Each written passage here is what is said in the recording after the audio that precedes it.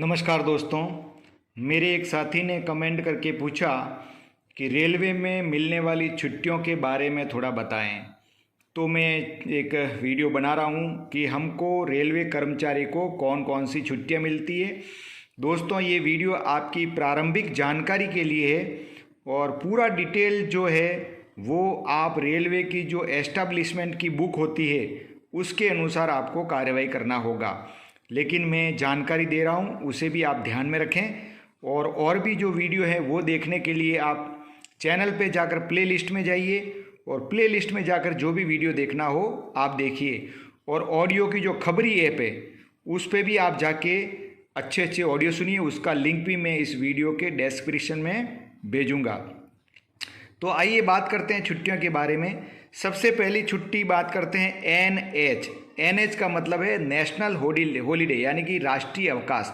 जैसे होली, दिवाली, ईद, क्रिसमस, इस प्रकार की जो छुट्टियां होती है उसको नेशनल हॉलीडेज़ कहते हैं। ये करीब करीब साल में 8 से 10 मिलती है। कभी कभी आवश्यकता अनुसार रेलवे बोर्ड अपने आवश्यकता अनुसार घटा बढ़ा भी सकते हैं। 2 अक्टूबर वगैरह जो भी होती है ये नेशनल हॉलीडेज़ कहलाती है। दूसरी छुट्टी कहलाती है वीकली, यानी कि वीकली जो रेस्ट रहता है वो भी छुट्टी है एक तरह से।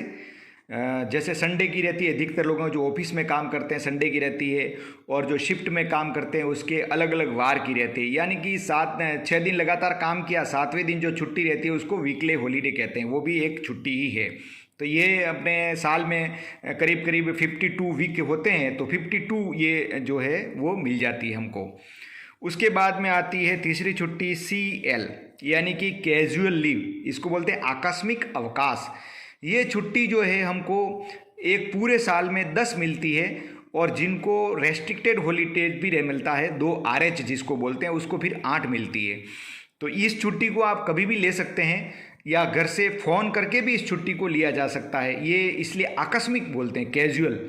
अचानक कोई काम बढ़ गया तो ये छुट्टी आप ले सकते हैं, फ़ोन पे भी ले सकते हैं और बाद में आके आप एप्लीकेशन भी दे सकते हैं। कहीं की किसी कार्यालय में इसकी एप्लीकेशन नहीं होती, एक रजिस्टर होता है, उसको मेंटेन कर लेते हैं, उसमें एंट्री करवा देते हैं तो वो CL मान्य हो जाती है।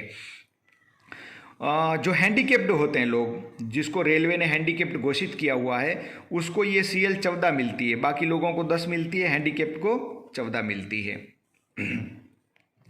उसके बाद में नेक्स्ट छुट्टी आती है LAP, यानी कि लीव एवरेज पे। ये जो छुट्टी होती है हमको साल में टोटल 30 मिलती है। लेकिन 30 कैसे मिलती है? 15 + 15, यानी कि 1 जनवरी को हमारे खाते में 15 छुट्टी जुड़ेगी और फिर 1 जुलाई को हमारे खाते में दूसरी 15 छुट्टी जुड़ेगी। इस छुट्टी को लेने के लिए हमको पहले छुट्टी सैंक्शन करवाना पड़ता है, यानी कि पहले से सूचना देनी पड़ती है कि मुझे छुट्टी चाहिए। सैंक्शन होने पर ही आप ये छुट्टी प्राप्त कर सकते हैं।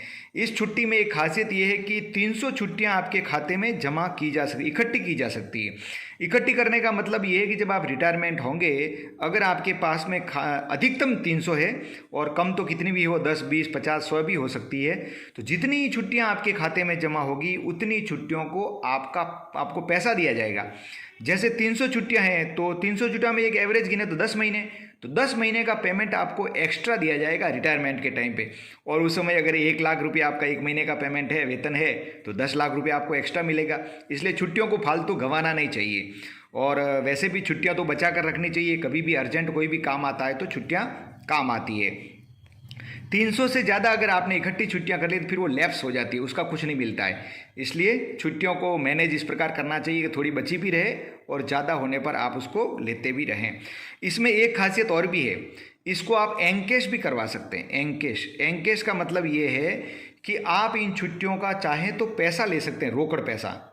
कितनी छुट्टियों का? 10 छुट्टी का, एक बार में 10 डेज का, 10 छुट्टी का पैसा ले सकते हैं। और ऐसा पूरे सेवा काल में, जीवन में 6 बार कर सकते हैं। यानी कि आप 10 दिन का पैसा लेंगे, आपका एक दिन का माना कि 4000 है, तो 10 दिन का 40,000 रुपये मिल जाएगा। इसमें बहुत फ़ायदा होता है। तो छुट्टियां जब ज़्यादा हो, फालतू गंवाने की जगह या तो पैसा ले लो या बचा कर रखो। इस प्रकार का आयोजन आपको करना चाहिए, बहुत अच्छी सुविधा है। उसके बाद में 5वीं छुट्टी होती है HLAP, हाफ लीव एवरेज पे। HLAP जो है, इसको रफ भाषा में कई लोग मेडिकल छुट्टी भी बोलते हैं, लेकिन ये अलग है HLAP। ये टोटल हमको 20 मिलती है। और 20 कैसे जुड़ती है? 10 + 10। मतलब 1 जनवरी को 10 जुड़ेगी, फिर 1 जुलाई को 10 जुड़ेगी। इस प्रकार 20 HLP। हाफ शब्द आ गया तो वैसे अंडरस्टूड हो गया आधी। ये छुट्टी जब लेते हैं आपको तो आधे दिन का आपका पगार कट जाएगा, आधे दिन की सैलरी कट जाएगी।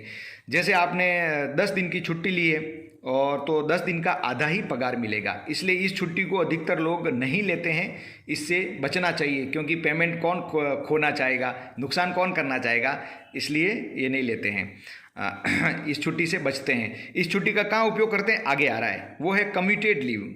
कम्यूटेड लीव, कम्यूटेड लीव ये कोई अलग प्रकार की लीव नहीं है, लेकिन हम क्या करते हैं, जैसे कभी बीमार हो गए आप हैं, बीमार हो गए तो आपको सिक मारना पड़ेगा। सिक के बाद में जब आप फिट लेके आएंगे, तो जैसे आप 10 दिन तक बीमार रहे, 10 डेज बीमार रहे हैं, तो 10 दिन की आपकी छुट्टी, 10 दिन तक घर पे रहे, बीमार थे इसके लिए। तो जब आपने रेलवे डॉक्टर से सर्टिफिकेट लिया, फिट सर्टिफिकेट लिया, उसके बाद में आप जाके एक एप्लीकेशन होगा कम्यूटेड लीव का एप्लीकेशन, वो भर के आपके कार्यालय में देना पड़ेगा। तो आपके खाते में से 20 HLAP काट दी जाएगी।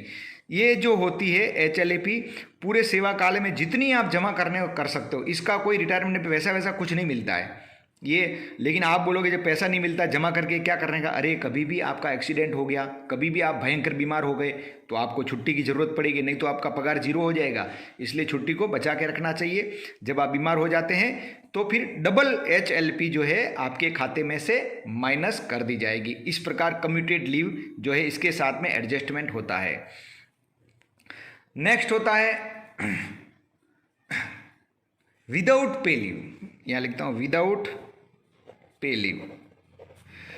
अब क्या हो गया है कि कभी आपको बहुत अर्जेंट काम हो गया, लेकिन आपके पास में किसी प्रकार की इसमें से कोई लीव नहीं बची, होता है किसी किसी पारिवारिक ऐसी समस्या होती है, तो आप ये छुट्टी ले सकते हैं। और ये छुट्टी अधिकतर 360 दिन की ले सकते हैं, इसमें कोई सैलरी आपको नहीं मिलेगी।